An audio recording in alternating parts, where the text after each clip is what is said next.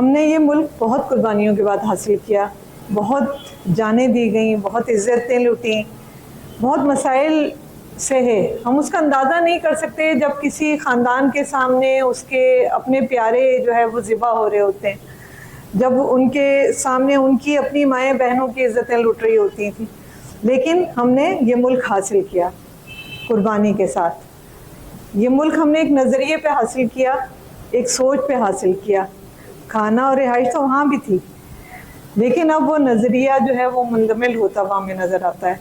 बहुत मायूसी है, बहुत अंधेरा है, लेकिन हमें अपने अहद का काम करना है, अपने हिस्से का काम करना है, मायूस नहीं होना, दिए से दिया जलाना है और दिया जलाए रखना है।